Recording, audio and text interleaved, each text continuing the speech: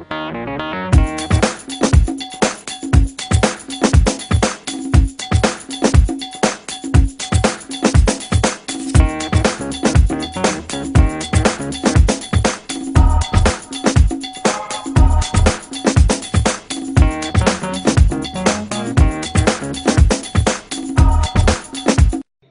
unos comentarios que voy a intentar no ser muy largos sobre este asunto de la reforma de la Ley 30. Entonces voy a dividir la charla en dos partes. Una primera parte, contarles lo que yo pienso que es esa reforma, qué es lo que contiene, es un asunto que se ha venido trabajando y yo creo que se ha dedicado desarrollando más la comprensión de eso. Y voy a hacer una segunda parte de la charla, que es plantear o explicar por qué de una reforma tan retardataria, cuál es la causa última. La primera causa que me voy a explicar es la privatización, pero la parte clave, si se quiere, a la que me voy a referir es por qué les gusta la privatización a quienes nos gobiernan. Si, como lo voy a demostrar, la privatización de la educación en términos generales es sinónimo de educación de mala calidad. Solo excepcionalmente la educación privada es de buena calidad. En el caso de la educación de quienes pueden pagar matrículas muy altas, pero en el caso de quienes no pueden pagar matrículas muy altas, que son casi todos los seres humanos, la educación privada, y más si es como negocio, es de mala calidad. Entonces voy a explicar cuál es la relación que hay entre este amor, fanatismo, gente como Santos Uribe, etcétera, le tienen a la privatización, a relacionarlo con los tratados de libre comercio y con lo que significan los tratados de libre comercio para el desarrollo del país. Empecemos por decir esto. Sergio Fernández, uno de los líderes del movimiento estudiantil, estudiante de la Universidad Nacional, en estos días en un debate con el viceministro de Educación, yo no sé si ustedes lo vieron, el viceministro insistía en que a la universidad pública le iba a llegar mucha plata con la reforma. Entonces Sergio, que es muy agudo, dice, bueno, viceministro, si esa es la explicación de la ley, yo le agrego que para aumentar el presupuesto de la universidad pública no se necesita ley. Es decir, el gobierno, si quiere, puede aumentar en el presupuesto, puede aumentar la plata que quisieran para la universidad pública, o puede hacer el día de mañana una adición presupuestal, o puede hacer lo que quiera. O sea que cuando el gobierno dice que la ley es para darle más plata a la universidad pública, aparece una inconsistencia, que es la que señala Sergio. Y bueno, pues si es que no se necesita ley para eso, entonces Sergio hace la pregunta del millón. Si la ley no es para aumentar el presupuesto de la universidad pública, ¿para qué diablos es la ley? ¿Qué es lo que persigue la ley? ¿Cuál es el secreto de la ley? El gobierno, en un tono altanero, pienso yo, ha insistido en señalar que es que los estudiantes colombianos no conocen la ley ni saben de qué están hablando y que los demás tampoco sabemos de qué están hablando. Me parece eso una grosería, no es una buena manera de adelantar un debate. Es decir, mi amigo estuvo 26 años llegando noticias en la Nacional que no sé leer, entonces es una cosa también como complicado decirle a todos ustedes que no se saben de qué están hablando. ¿Cuál es el verdadero propósito de la ley? Esa es una ley del fortalecimiento de la privatización de la educación en Colombia. Privatización que además no nos debe sorprender porque esa es una política que empezó desde los días de César Gaviria Trujillo e inclusive desde antes. Entonces, que el gobierno de Juan Manuel Santos es un gobierno del establecimiento. Recordemos que Santos fue ministro de César Gaviria, ministro de Andrés Pastrana, ministro de Álvaro Uribe, o sea, es un burócrata profesional. E igualmente don Angelino, que es el que tienen como el mascarón para enredarlo. Fue ministro de Pastrana, después uribista y ahora es santista. Y todos ellos llevan toda la vida en la cosa de la privatización. Entonces no es una novedad que la ley sea la ley de la privatización. Expliquemos por qué la ley es una ley de la privatización, haciendo esta advertencia. Las leyes tienen un doble contenido, por lo que dicen y por lo que no dicen. Entonces, la primera figura que hace que la ley sea una ley de la privatización es que no apunta a fortalecer de verdad las finanzas, las partidas de las universidades públicas, luego inexorablemente crecerán las privadas, porque si los muchachos no tienen universidades públicas donde entrar, pues sus familias harán esfuerzos hasta reventarse para matricularse en una universidad privada, así sea la peor de todas, así sea de ganar. O sea que esa es una manera de privatizar, cosa que está mostrada por la estadística. Hoy aproximadamente la mitad, no voy a entrar en detalles de números para no ser pesado, pero digamos que en general la mitad de la educación superior en Colombia hoy es privada. Eso prueba de entrada que la política sí es la privatización. Pero además, lo que se establece en la ley es de privatización de otras maneras. La ley no presenta la universidad no plantea la universidad como un derecho. Lo dice en el primer párrafo de una manera demagógica y después en todo el contenido desarrolla la idea del servicio. Y la idea del servicio, por supuesto, es una idea muy contraria a la idea del derecho. Son dos cosas completamente distintas, entre otras cosas, porque la idea del derecho implica la idea de la gratuidad. Es decir, uno tiene derecho a que un policía lo cuide en un momento dado, pues, sucede, ¿cierto? Pero digamos que un policía no le puede decir a uno, no, es que como si quiere que yo persiga al ladrón me tiene que pagar, no, eso es un derecho que le debe proteger a la persona, digamos, sus bienes, con independencia de que tenga plata con que pagarlo o no pagarlo. Menciono esto de esta manera. Entonces, es evidente que la ley ya está enfocada como una ley de privatización en su propia concepción. Pero además la ley de privatización de otras maneras hay un énfasis muy fuerte en la ley y en todos los planteamientos de Santos que tienen que ver con el ICETEX, con aumentar los recursos del ICETEX. Los recursos del ICETEX, que son recursos públicos, son de privatización de dos maneras. Primero, porque en cualquier proporción puede ir hacia universidades privadas, o sea que es una manera de financiar universidades privadas. Y segundo, y esto es lo más grave, porque los estudiantes a los que les dan un crédito del ICETEX no se dan cuenta de una cosa, y es que les cambian el derecho por una deuda. O sea, el derecho del ciudadano se lo quita, se lo vuelve una deuda que enriquece a los intermediarios financieros y además, como si fuera poco, tenemos que quedarles agradecidos. Sí, porque tuvieron la gentileza de prestarnos una plata, pues como si eso fuera una cosa del otro mundo. Y aquí uno tiene que recordar la vieja frase de alguien muy incisivo alguna vez que decía que no se sabe quién es peor, si el que asalta un banco o el que lo funda, ¿sí? Esa es una cosa que hay que tener pues, muy en cuenta en estos análisis cuando nos quieren presentar al sector bancario como si fuera pues la representación de los ángeles en la tierra. O sea que ahí vamos viendo cómo este es un fenómeno de privatización. Pero además es un fenómeno de privatización de otra manera. La ley no resuelve el problema de las finanzas de las universidades públicas.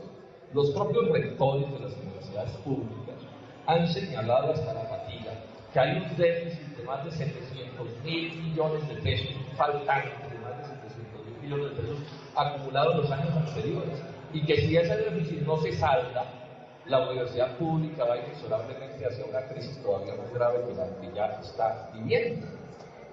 Y, repito, la ley, las platas que aprueban no resuelven el tema.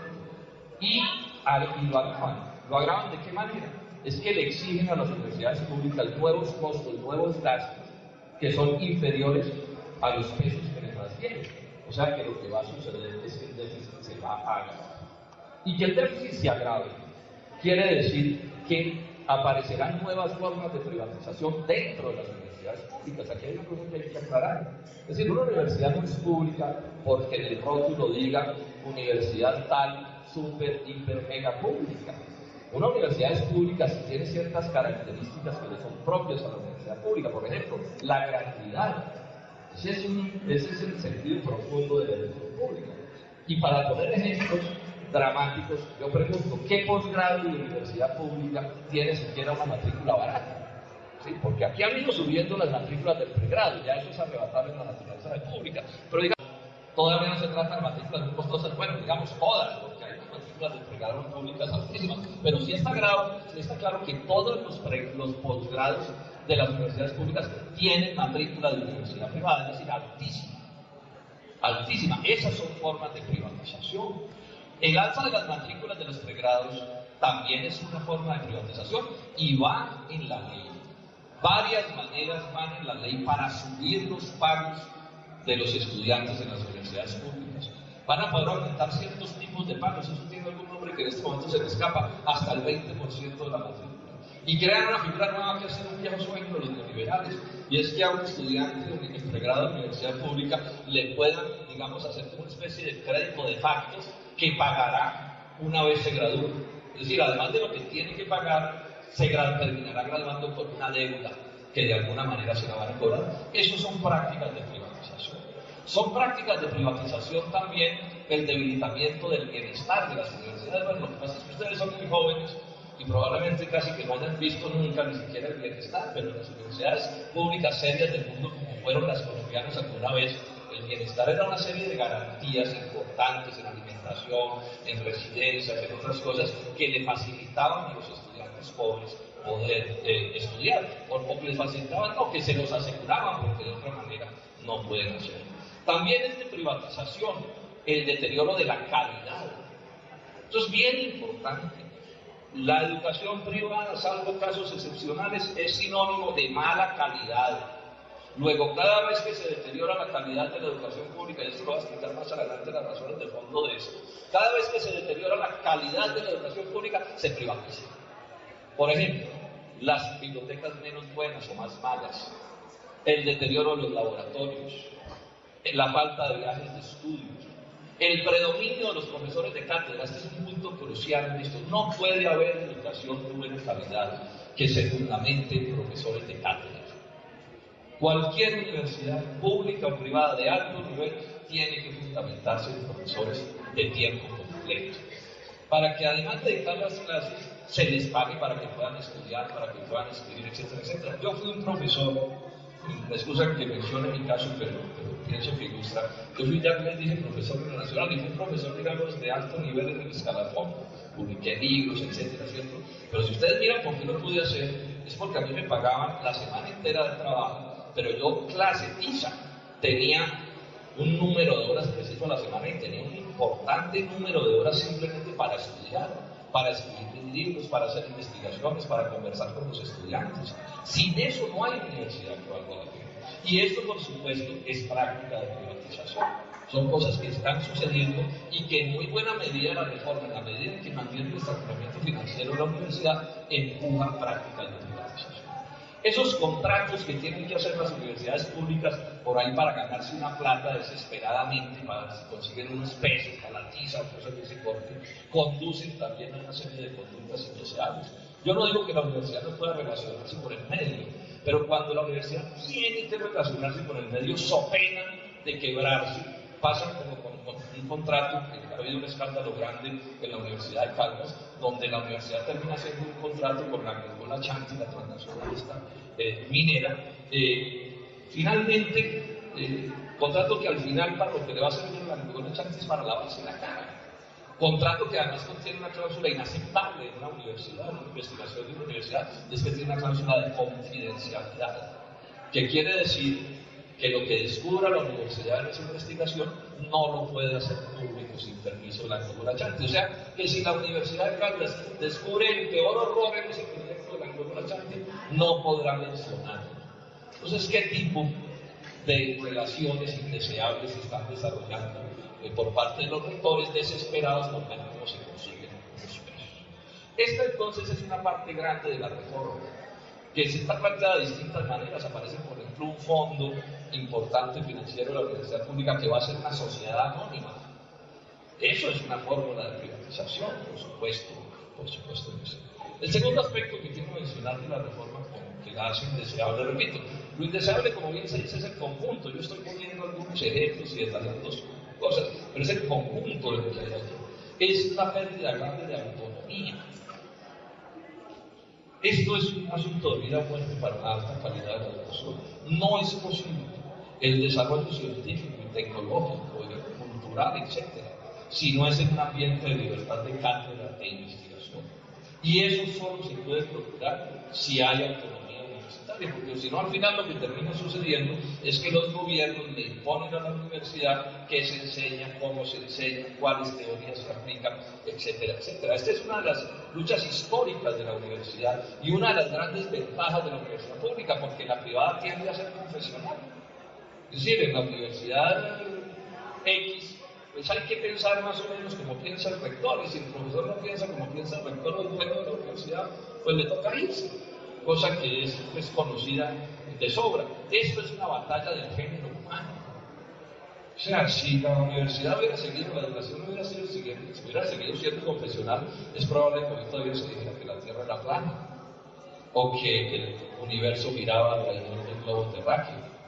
Porque acordémonos que hubo momentos en que a la gente la quemaron por decir que la Tierra era redonda y por decir que no era la Tierra el centro del universo. Esto solo daría para un desarrollo muy largo, pero lo quiero plantear porque es un punto de especial gravedad. Y el tercer aspecto que quiero plantear como ultra pernicioso de la reforma es una cosa que planteó el gobierno y que sin duda prueba que Santos es capaz de cualquier cosa. Esto de lo que voy a mencionar no se había atrevido nadie a proponer un autonómico, nadie.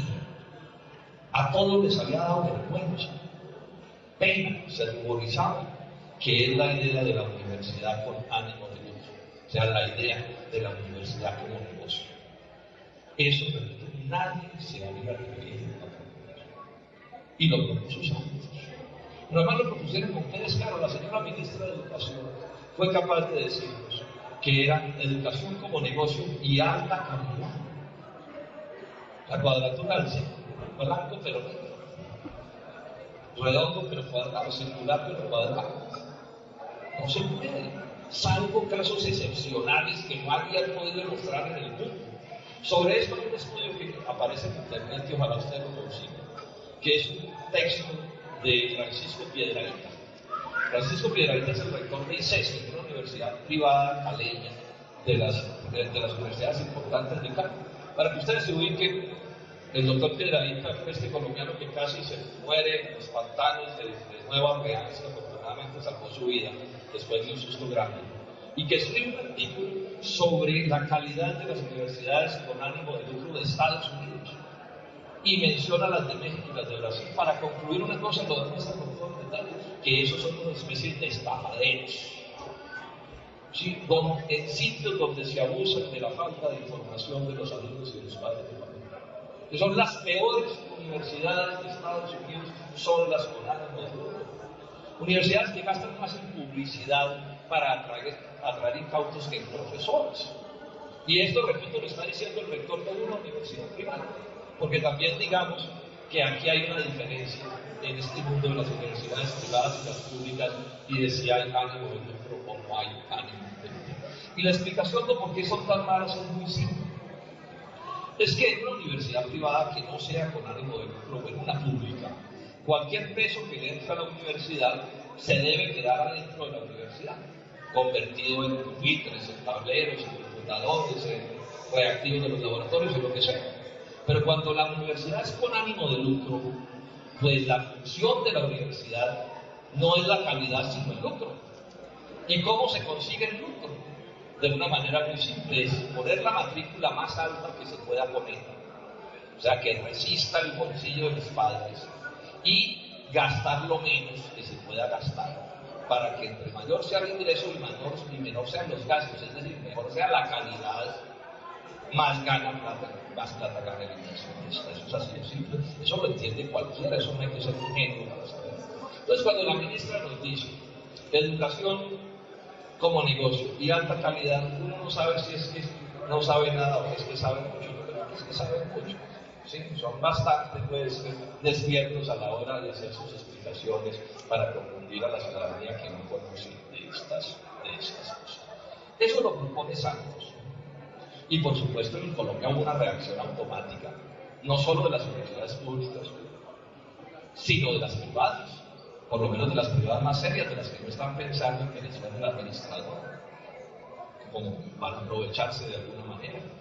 Y el movimiento empezó a subir, y en esos días Santos se fue hasta Chile y vio esa emocionante lucha estudiantil y del pueblo chileno en contra de la privatización de la educación. Es que recordemos que la privatización en América empieza en el gobierno de Pinochet, por las doctrinas del señor Milton Friedman, ¿sí? Ese es el origen. La privatización tiene las manos untadas de sangre, también digamos, en la historia de América Latina, a partir de la dictadura esa gloriosa del señor Pinochet. Entonces Santos va y mira eso y ve ese levantamiento descomunal, y a mí me da la impresión de que le entró un ataque de guerrilla. ¿Sí? Dijo, esta vaina complicadísima. Entonces se vino y dijo, retirado el artículo del ánimo de lucro. Pero como es Santos, que se inspira en Don Angelino, que son diestros en el arte de impostar, entonces el anuncio fue: retiro el artículo, se arregló el problema y presentaré nuevamente el proyecto. Y presenta nuevamente el proyecto, y como era de esperarse, veniendo el doctor Santos, que se diferencia del anterior en que este es solapado. Entonces, está el contenido fundamental de la privatización aquí y de la universidad con ánimo de lucro. Ahí está. Aparece, por ejemplo, la figura de ese fondo que les mencioné hace un momento, aparece la figura de las universidades mixtas. Una institución mixta del ordenamiento jurídico colombiano es una institución con ánimo de lucro, así haya capital público allí, y es mixta porque hay privado también, y bueno, y por otra serie de cosas, varias de las cuales ya he mencionado. Pero además Santos está ocultando un aspecto que es el más grave, que aparece en medio de este debate. Es que en medio de este debate, los gringos deciden aprobar el TLC con Estados Unidos. Y el TLC, yo les cuento, jóvenes, es un documento de 1300 páginas. Como hemos discutido tanto el tema agrario, se piensa que el TLC es solo agro. No, el TLC es lo divino y lo humano, todo. El 100% de los asuntos de la vida de Colombia lo reglamenta el TLC, en lo económico y de ahí en lo social. Son 1300 páginas, 23 capítulos, de los cuales importaciones y exportaciones y agrarias e industriales se comen unos 6 capítulos y los otros 17 son todo lo demás. Sector financiero, compras públicas, capítulo de inversiones, medio ambiente, asuntos laborales, telecomunicaciones, propiedad intelectual, que en educación es claro. Ese solo capítulo de propiedad intelectual condena a Colombia a la barbarie científica y tecnológica para siempre. No tenemos tiempo de detallarlo, pero les indico qué es lo que muestra el capítulo del TLC, porque al final me voy a volver a referir a este tema. Y en el capítulo de inversiones se establece con toda claridad que la educación es un servicio. Y un servicio en el TLC quiere decir una cosa que puede ser con ánimo de lucro. Eso es lo que quiere decir. Luego, en Colombia, con el TLC, el que quiera podrá montar universidades con ánimo de lucro. Y punto. Y esa es la realidad del asunto. Y no solo universidades con ánimo de lucro, sino que esa institución con ánimo de lucro, yo lo explico en un libro mío sobre este tema del TLC, en el capítulo de inversiones, detallo un poquito de esto.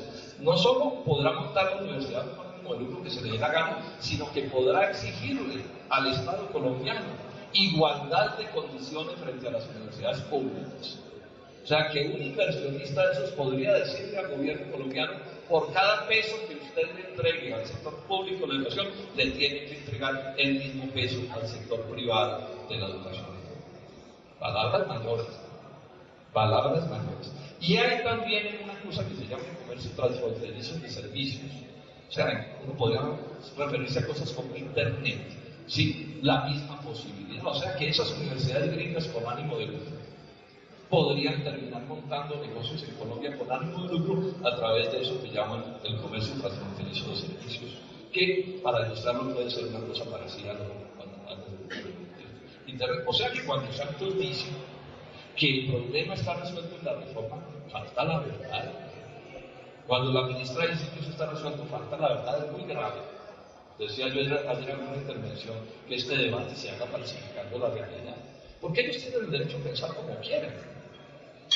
Es una libertad que hay. Parece que en Colombia hasta el más torcido de los pensamientos es un derecho democrático, y bueno. Pero lo que sí no tienen derecho es a engañar a los colombianos echando cuentos que no corresponden con la realidad. Y menos en un ambiente académico. Como les dije, yo la pasé mi vida en la Universidad Nacional y todas las teorías eran respetables, pero lo que sí no se podía faltar a la verdad. No se podían falsificar las cifras, no se podían falsificar los hechos, porque entonces, ¿qué grado de respetabilidad académica tiene un debate privado de los años? Luego, entonces, jóvenes, la lucha que se está planteando es una lucha que tiene todas las razones del mundo. Mira, aquí está en juego cosas demasiado graves. Mira, el futuro que se le está planteando a la Universidad de Colombia es tremendamente malo, tremendamente negativo, porque es el deterioro de la calidad de la universidad. Es decir, no solo es un problema de acceso de millones de muchachos inteligentes, hijos de los pobres de Colombia, que no van a poder estudiar, como hoy viene sucediendo, sino que los que logren hacerlo van a estudiar instituciones de cada vez peor calidad, privadas o públicas. Privadas o públicas. Luego estamos hablando de una lucha en la que se nos va, repito, se nos va la vida. El segundo aspecto, esto podríamos decir más cosas, pero espero que aquí no se me queden por fuera aspectos importantes. El segundo aspecto que quiero plantear es este, es responder a otra pregunta. Bueno, ¿y si eso está mal? Esas universidades privadas son sinónimo de mala calidad, la privatización es sinónimo de calidad, digo, en casi todos los casos. Sí, en las más costosas no. Hay una especie de graduación, entre más costosa puede ser un poco mejor la calidad y hacia abajo, pues como pasa con la salud y como pasa con la comida y con todo. Si usted tiene plata de sobra, almuerzo es un almuerzazo de $200 en todo el mundo, y abajo pues se come un plato, un arroz que se lo sirven en una tapa de un tarro de galletas, y el que usa la cuchara la lava con la lengua para pasársela al principio, y todo eso es comida. Pero por supuesto hay una diferencia del cielo a la tierra en el restaurante de los $200, ¿cierto? Y en la tapa del tarro de galletas. Entonces la pregunta clave es, bueno, si eso es tan negativo, negativo para el país, pero negativo también para los estudiantes, porque ese cuento que es que todos los títulos son iguales es falso. No son iguales. Cuando llega la hora de escoger profesionales, el que les va a contratar mira el título y toma definiciones y prefiere seguramente a quien tiene un título de una universidad que se sabe que es de menor categoría que la otra. Eso son realidades. Y si eso es grave para los muchachos, ni se diga para el país. Porque un país necesita muchos ingenieros para desarrollarse, jóvenes, pero si son buenos ingenieros, pero si se les caen los puentes, ¿qué tipo de país puede construirse? Entonces les vuelvo al punto. Si esto es tan pernicioso, ¿por qué lo hacen?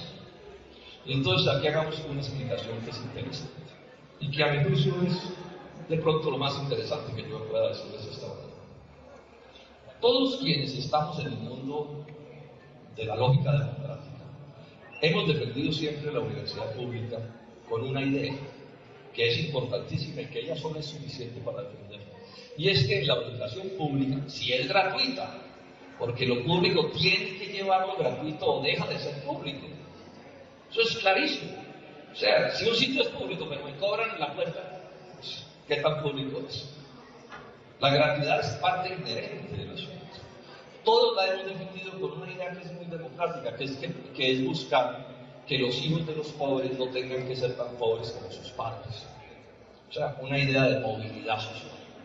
Entonces, si un país es medianamente democrático, entonces el hijo de un campesino puede terminar siendo, no sé, cualquier cosa, ingeniero, médico, lo que sea, y probablemente se logre librarse de la pobreza de sus padres. Eso ya es suficiente argumento, es un argumento que niega de manera profundamente reaccionaria estas propuestas. Porque aquí han levantado la tesis de que darle un peso a un pobre, para un pobre es paternalismo pernicioso, ¿cierto? Es alcahuetear la vagancia y la pereza, ¿cierto? Pero por supuesto que cuando se trata de darle plata a las transnacionales, a los monopolios, es que eso es el desarrollo, senador Paula, es que de otra manera no se puede. ¿Sí?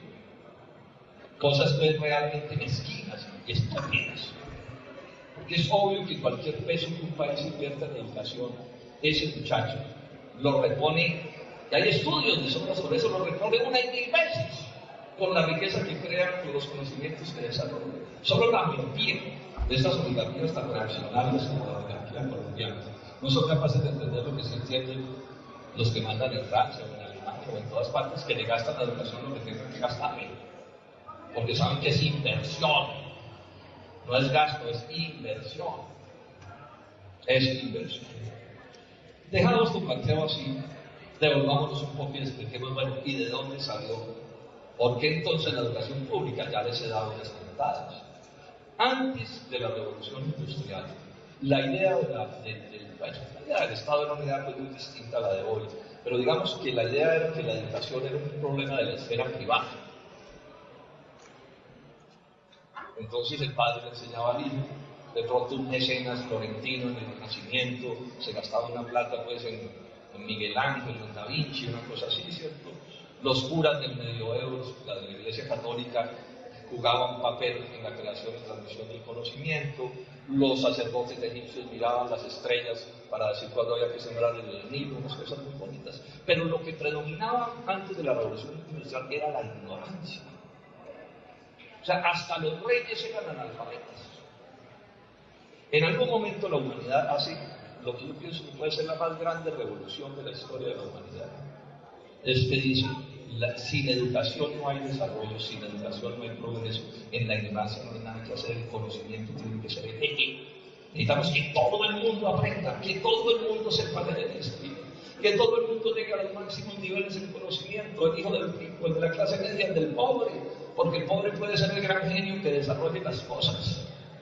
Y cuando eso se planteó como una necesidad del progreso de la humanidad, también la humanidad en esos días, la gente más inteligente dijo, si queremos que la educación y el conocimiento sean así de importantes, tiene que ser el Estado el que los garantice. ¿Por qué? Porque el Estado es la principal palanca económica de cualquier sociedad. El Estado es el único que nos puede asegurar que estudie todo el mundo. Y que estudie no 2 o 3 años de primaria, sino que llegue a donde vamos ya, que vamos en postdoctorados. Y que sea educación de altísima calidad. Porque si no es de calidad, como ya lo mencioné, es un Estado.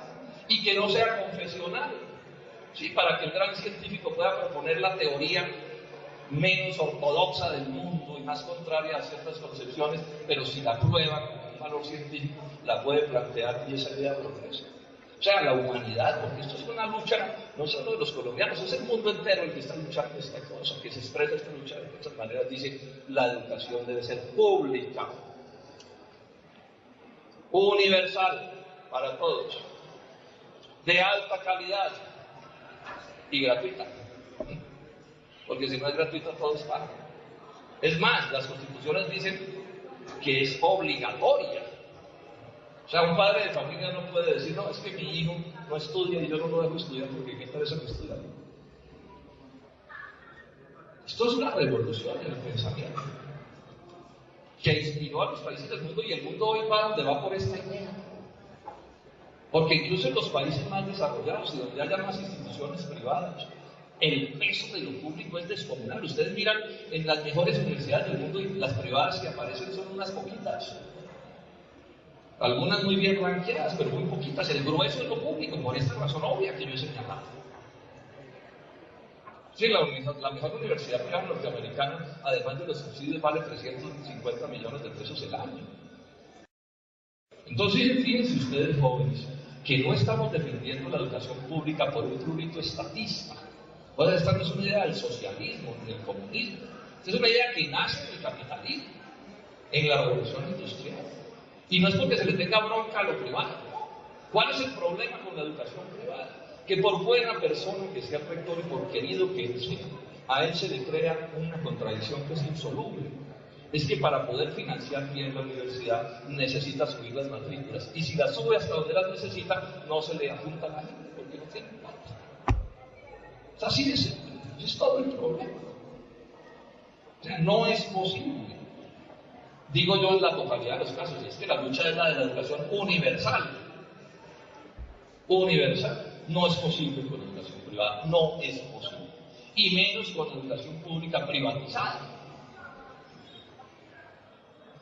Quiero insistir, la universidad privada puede ser de alta calidad, por ejemplo, a nivel de colegios, en Colombia es la mejor universidad privada, el mejor colegio privado que los colegios públicos.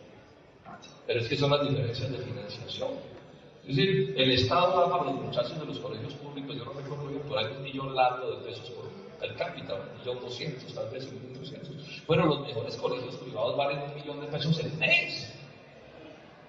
Y eso marca una diferencia.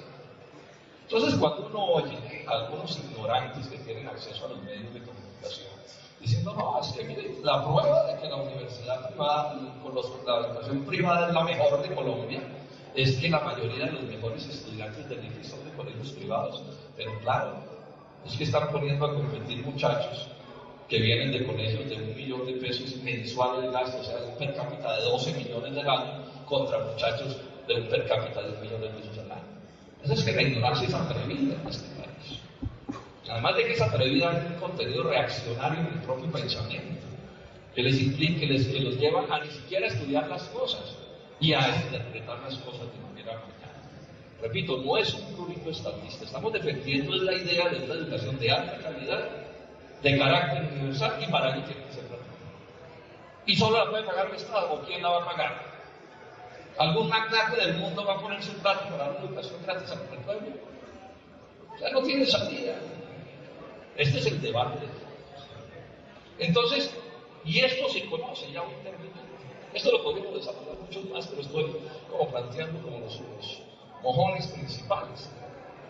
Entonces surge otra pregunta, bueno, si esto se sabe, y ellos lo sabe el Banco Mundial, lo sabe el señor Obama, lo sabe el doctor Santos, lo sabe don Angelino, todos lo saben.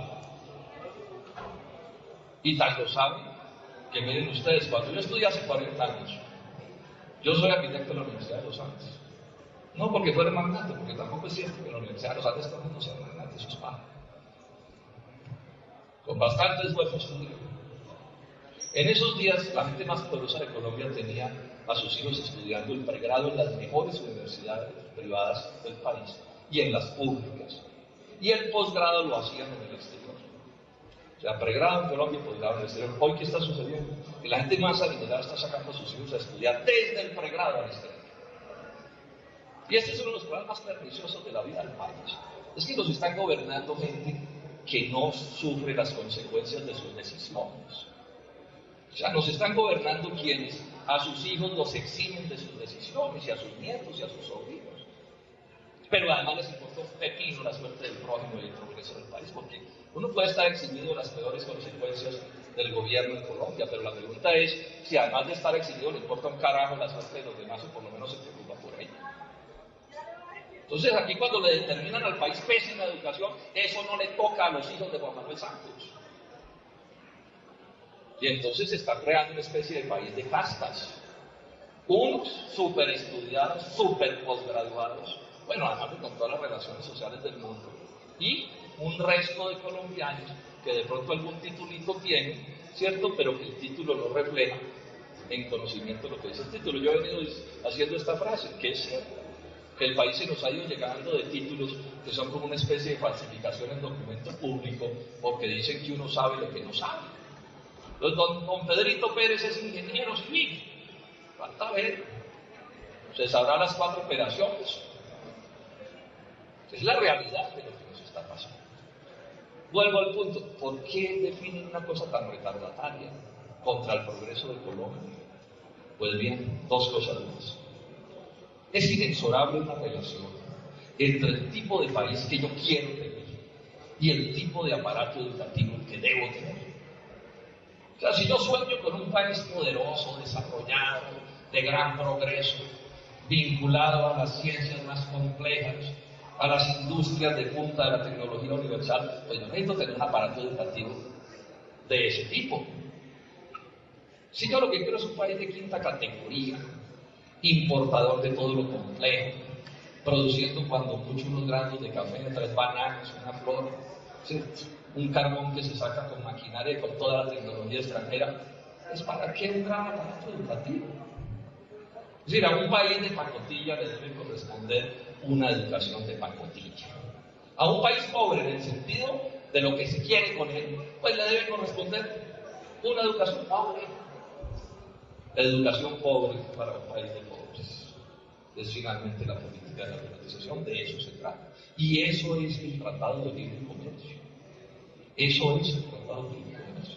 Si ustedes cruzan el capítulo, o los 2 capítulos del TLC, el de libertad de importaciones, todo se puede importar a Colombia con 0 aranceles, o sea, baratísimo. Y el capítulo de propiedad intelectual que prohíbe la copia mediante los sistemas de patentes, y los países, todos los del mundo que se han desarrollado, se desarrollaron copiando. Si usted prohíbe la copia y además abre importaciones, nunca en Colombia habrá desarrollo científico y tecnológico. Y el poquito que haya será el que le interese a las transnacionales. Y las transnacionales que operan en Colombia desarrollan sus ciencias y tecnología en los países donde tienen sus casas matrices, como es obvio. Porque resulta que el progreso de un país está vinculado a de qué trabaja su gente. Si la gente trabaja en la industria aeroespacial, de los nuevos materiales, de las nanotecnologías, será gente que ganará durísimo. Pero si usted tiene un país donde la gente se gana la vida echando pica y pala, cogiendo granitos de café uno por uno, ¿cierto? Bajando un racimo de banana, pues usted no lo necesita, usted está condenando a su pueblo a la pobreza, porque son sistemas de economía de baja productividad y siempre la productividad está en la base del salario de cualquier persona. O sea, estamos hablando de una política profundamente retardataria. Lo ilustro de otra manera, esta relación entre el país que uno quiere y en la educación que debe tener. Por ejemplo, a nadie se le ocurriría que en una facultad de veterinaria en Israel, para poner un ejemplo, se hagan unas clases fuertes en cría de cerdos. Porque ustedes saben que ese es un país en el que por razones religiosas no se come carne de cerdo. No necesita la facultad de veterinaria eso. Aquí en Colombia, unos compatriotas nuestros, muy respetables, los Cacú, por allá de Michá, que son cazadores y recolectores. Pues a nadie se le ocurriría ponerle a esa comunidad un laboratorio de energía nuclear para hacer con ellos investigaciones. O sea, hay una relación inexorable entre el país que yo deseo y el aparato educativo. Y esta es la privatización, repito, es el aparato educativo para un país de pacotilla. Un país sometido a la peor división internacional de trabajo que pueda conseguirse, que consiste en que los países de allá producen lo complejo y nosotros producimos materias primas agrícolas e industriales, que fue lo que nos impuso la corona española. Yo les doy a ustedes este dato. La corona española en América llegó al punto de prohibir cualquier desarrollo fabril en el continente. O sea, si usted necesitaba un alicate, usted no podía fabricar el alicate. Tenía que importarlo a través de España, de Europa. Porque el negocio de los españoles era intermediar el alicate y lo cobraban carísimo. Entonces, si a usted se le ocurría fabricar un alicate, llegaban las tropas del rey y lo metían a la cárcel. El libre comercio no nos prohíbe producir nada. Pero son tan duras sus normas económicas que el que se atreva a producir algo que está definido que lo van a producir los gringos o los europeos, se arruina. En Colombia, el que siempre trigo, se arruina. En Colombia, el que siempre cebada, se arruina. Después del TLC, el que siempre arroz, se arruina. O sea que es más duro. Me decía mi Raúl Aramea, los intelectuales importantes de este país, es más duro, me decía el senador Robledo, lo que imponen los gringos por la vía del neocolonialismo, de las relaciones económicas y de ese tratado, que lo que nos imponían las tropas del rey de España. Esto es de lo que estamos hablando, miren el enredo en el que estamos. Termino diciéndoles esto. Ya les dije que yo fui profesor en la Nacional, en la querida Nacho, muchos años. Recién yo llegué al Senado, entró a la presidencia del presidente Uribe y puso de rector de la universidad al doctor Marco Palacio, un intelectual de alto nivel de Colombia, eso hay que reconocer. Ya había sido rector de la Nacional, Palacio había sido rector mío, digamos, como profesor. Y el doctor Marco Palacio vino a proponer una reforma académica que debía ser piloto para el país y que ahí está, que consistía en dar la orden de bajarle todos los tiempos a las carreras. Todas las que tenían X tiempo, bajarle 1 año, 2 años o lo que fuera, o sea, para abajo todas las carreras, todos los tiempos. Yo no soy de los que crean que la mejor carrera es la más larga, pero sí creo que hay los mínimos de tiempo que se necesitan para el nivel que yo desee. Entonces, me pareció muy curioso la orden de bajar los tiempos de las carreras. Entonces me senté a estudiar todos los documentos, todos los libros, todas las cosas, a intentar entender de qué se trataba la teoría. Y de pronto me encontré una frase que decía, o que dice, quizás estamos enseñando demasiado. Rector de la Universidad Nacional de Colombia, quizás estamos enseñando demasiado. Yo cogí ese papel y la vuelta lo miraba de fino a ver si era que yo no estaba entendiendo lo que decía. Y así es. Y la otra frase que la explicativa agregaba, entregando profesionales que superan los requerimientos del mercado. Y que esta es la frase que desentraña todo este odio que se en este planteamiento. Quizás estamos enseñando demasiado. Esa es una idea, digamos, de relativismo. ¿Qué es más, qué es menos, etcétera? Es una cosa que se puede discutir.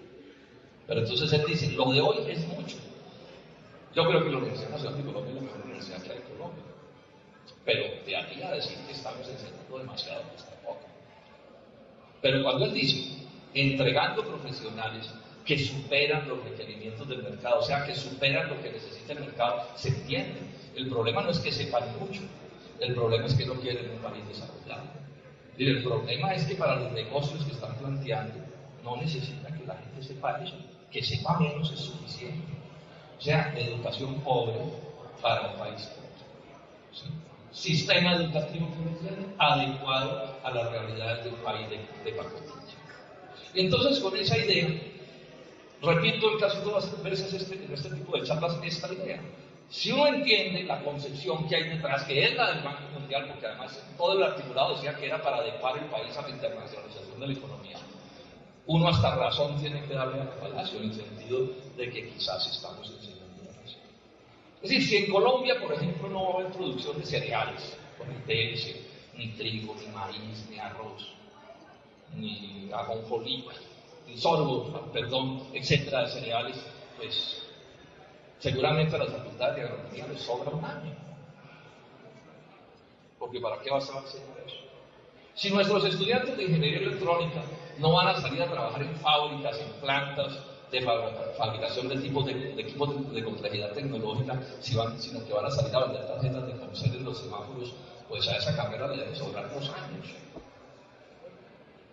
Si nuestros economistas, porque esto no es solo en el terreno de las ciencias naturales, en el terreno de las ciencias sociales se impone un pensamiento único a escala global. Hay que pensar como piensa el Fondo Monetario Internacional, hay que pensar como piensa el imperialismo, hay que pensar como piensan los monopolios, y si no, usted es un antidiluviano, un dinosaurio que no sabe adaptarse a las circunstancias. Entonces, si usted no se mete en el cuento de que la felicidad depende de montarse en el bus del imperialismo cuando sea colgado de la placa, usted es un tipo que no entiende nada. Entonces, si en economía nuestros economistas no tienen que diseñar esta cosa compleja de cómo sacar a Colombia del subdesarrollo, sino que nos traen a repetir como loros las fórmulas del consenso de Washington, a esa carrera les pueden sobrar son 3 años. ¿Para qué más? Ese es el lío en el que estamos, mis queridos jóvenes. Miren que esta sí es una batalla en serio, en esta batalla se nos va la vida. ¿Por qué la batalla de si vamos a construir un país que valga la pena? Un país que corresponda con nuestros sueños, un país que corresponda con las necesidades que tenemos, o vamos a seguir revolcándonos en el subdesarrollo. En el subdesarrollo. Ayer entrevistaron, entiendo el periódico El Tiempo, al exministro de Hacienda, el doctor Carrasquilla, que es uno de los gurús del neoliberalismo, además un hombre de grandes negocios, pero lo presentan como una cadena. Entonces le preguntan, oye, ¿qué es lo que va a exportar Colombia? El tipo dice, no, pues no sé, pero bueno, no, esto aquí se crean condiciones y yo creo que en unos 5 años aparecerá un sector con el que vamos a invadir el mundo de nuestros productos. O sea, mientras los opositores al TLC estamos dando números, cifras, etcétera, etcétera, esto nos dice que algún día aparecerá algo. Otro de los gurús del neoliberalismo, el doctor Alejandro Gaviria, que escribe en el periódico El Espectador, es el decano de Economía en los Andes. El domingo escribe un artículo, Derecho contra mí, que dice no es contra mí, lleno de rabia. Y primero dice que las cifras que está dando Santos sobre el crecimiento de la economía con el TLC no son ciertas. Y eso puede ser peor, pero con toda tranquilidad después dice, pero es que esto no es un problema de números y de cifras. Ahí donde se juntan los reaccionarios que están contra el TLC, pues hay que estar del lado del TLC y yo no doy números. Hasta allá estamos llegando. Hasta allá estamos llegando. O sea, el debate sobre el desarrollo nacional es sin cifras. Es con sueños. Si ustedes oigan a los ministros, a todos, ¿qué es lo que vamos a exportar? Y arrancan, es de esperarse, es de desearse. Yo quisiera, en un sueño vi, ¿cierto? No sé quién por allá logró vender una chirimoya, ¿cierto? ¿Sí? Mientras el país lo están deshaciendo con ese tratado. Tanto que estoy levantando como una especie de bandera en una carta que lo ha mandado ya al espectador. Sí, vamos a montar aquí un debate nacional. Es con cifras en la mano, señores neoliberales. ¿Cómo así? ¿Cómo así que es con sueños? Pero los ingresos de ellos no son sueños, porque todos están vinculados a las transnacionales y al capital financiero. Y aquí estoy recomendando una película que se llama Inside Job, trabajo confidencial, búsquela, se consigue en internet, para que ustedes se aterren como en esa conspiración de los banqueros gringos que destruyó la economía del mundo o que precipitó la crisis. Un papel fundamental lo juegan académicos de las grandes universidades norteamericanas que dictaban clases de día y por la noche hacían negocios con los banqueros. Porque entonces aquí también nos vamos a poner francos. ¿Sí? O son académicos o son negociantes. O por lo menos que firmen decano de no sé qué, pero debajo le ponen en dónde se gana la plata. Para que todos sepamos aquí atenernos. Cartas sobre la mesa. Pero aquí no pueden seguir los periódicos entrevistando que dicen técnicos, que son el hombre de Rothschild en Colombia. Entonces es un técnico. El ministro de Hacienda un día me regañó en la Comisión Quinta porque yo le dije que todo eso estaba planteando en la reunión, pero senador, ¿por qué me trata así? Yo soy un académico. Toda la vida en la universidad, tanto que yo me sentí como más víctima. Y después descubrí que tiene grandes contratos como con seis transnacionales.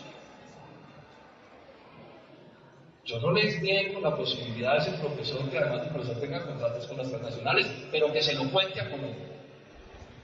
Pero no pueden coger la respetabilidad que da la academia, porque cuando uno es académico en serio renuncia a la plata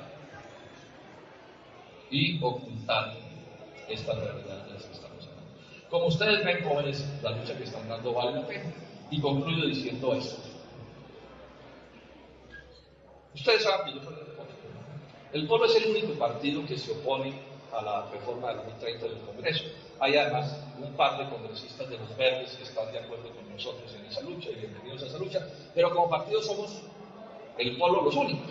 O sea que hoy en el Congreso de Colombia, contra la ley 30, estamos muy poquitos. O sea, la esperanza de derrotar esa ley en el trámite es cero. Por eso los estudiantes tienen razón cuando dicen, nos retiran el proyecto. O sea, la discusión la hacemos por fuera del Senado y de la Cámara porque adentro estamos muertos. Son 260 todos los congresistas y nosotros somos 15, o sea, nos tocan como de a 20. ¿Sí?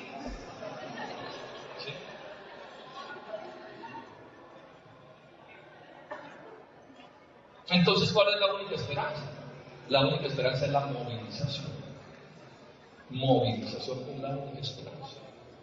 Si no hay movilización, pues van a imponer eso. Cuando hablo de movilización, yo creo que en esto quiero ser enfático. Estoy hablando de movilización civil, civilizada, absolutamente civilizada, democrática, pacífica. O sea, la idea es ganarles no con la estridencia, la idea es ganarles con un movimiento social descomunalmente.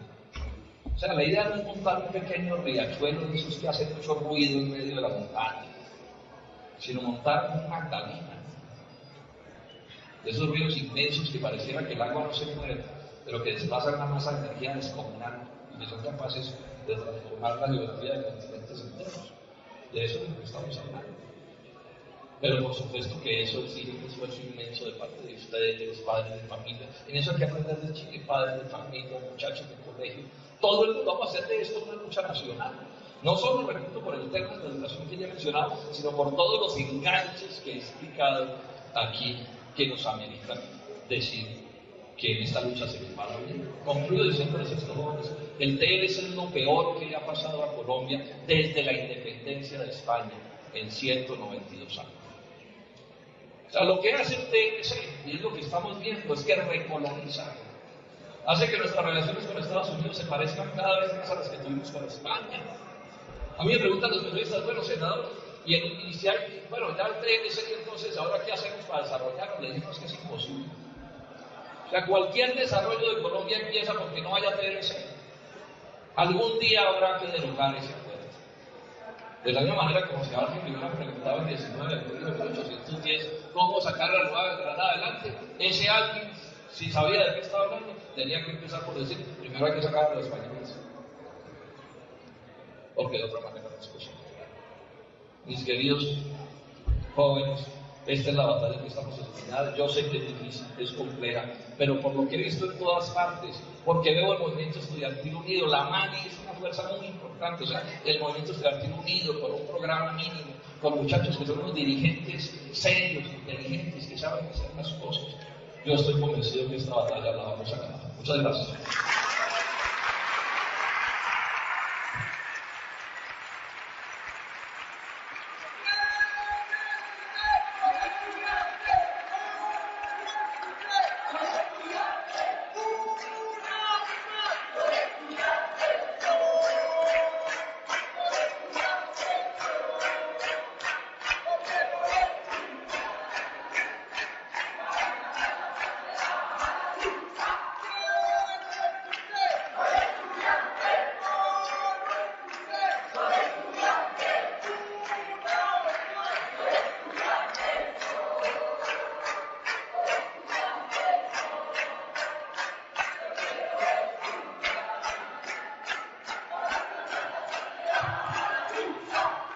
Damos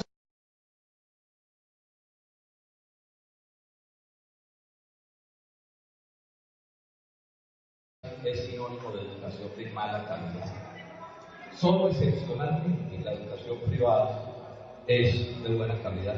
En el caso de la educación de quienes pueden pagar matrículas muy altas, pero en el caso de quienes no pueden pagar matrículas muy altas, que son casi todos los seres humanos, la educación privada, y más si es como un negocio, es de mala calidad. Entonces voy a explicar cuál es la relación que hay entre este amor, fanatismo, gente como Santos, Uribe, etcétera, le tienen a la privatización, a relacionarlo con los tratados de libre comercio y con lo que significan los tratados de libre comercio para el desarrollo del país. Empecemos por decir esto. Sergio Fernández, uno de los líderes del movimiento estudiantil, estudiante de la Universidad Nacional, en estos días en un debate con el viceministro de Educación, que no sé si ustedes lo vieron, el viceministro insistía en que a la universidad pública le iba a llegar mucha plata con la reforma. Entonces Sergio, que es muy agudo, dice, bueno, viceministro, si esa es la explicación de la ley, yo le agrego que para aumentar el presupuesto de la universidad pública no se necesita sorprender, porque esa es una política que empezó desde los días de César Gaviria Trujillo e inclusive desde antes. Entonces, que el gobierno de Juan Manuel Santos es un gobierno del establecimiento. Recordemos que Santos fue ministro de César Gaviria, ministro de Andrés Pastrana, ministro de Álvaro Uribe, o sea, es un burócrata profesional. E igualmente don Angelino, que es el que tienen como el mascarón para enredarlo. Fue ministro de Pastrana, después uribista y ahora es santista. Y todos ellos llevan toda la vida en la cosa de la privatización. Entonces no es una novedad que la ley sea la ley de la privatización. Expliquemos por qué la ley es una ley de la privatización, haciendo esta advertencia. Las leyes tienen un doble contenido, por lo que dicen y por lo que no dicen. Entonces, la primera figura que hace que la ley sea una ley de la privatización es que no apunta a fortalecer de verdad las finanzas, las partidas de las universidades públicas, luego inexorablemente crecerán las privadas. Porque si los muchachos no tienen universidades públicas donde entrar, pues sus familias harán esfuerzos hasta reventarse para matricularse en una universidad privada, así sea la peor de todas, esta ley. Es decir, el gobierno, si quiere, puede aumentar en el presupuesto, pudo aumentar la plata que quisiera para la universidad pública, o puede hacer el día de mañana una adición presupuestal, o puede hacer lo que quiera. O sea que cuando el gobierno dice que la ley es para darle más plata a la universidad pública, aparece una inconsistencia, que es la que señala Sergio. Y bueno, pues es que no se necesita ley para eso. Entonces Sergio hace la pregunta del millón. Si la ley no es para aumentar el presupuesto de la universidad pública, ¿para qué diablos es la ley? ¿Qué es lo que persigue la ley? ¿Cuál es el secreto de la ley? El gobierno, en un tono altanero, pienso yo, ha insistido en señalar que es que los estudiantes colombianos no conocen la ley ni saben de qué están hablando y que los demás tampoco sabemos de qué están hablando. Me parece eso una grosería, no es una buena manera de adelantar un debate. Es decir, mi amigo estuvo 26 años llegando noticias en la Nacional que no sé leer, entonces es una cosa también como complicada decirle a todos ustedes que no saben de qué están hablando. ¿Cuál es el verdadero propósito de la ley? Esa es una ley del fortalecimiento de la privatización de la educación en Colombia. Privatización que además no nos...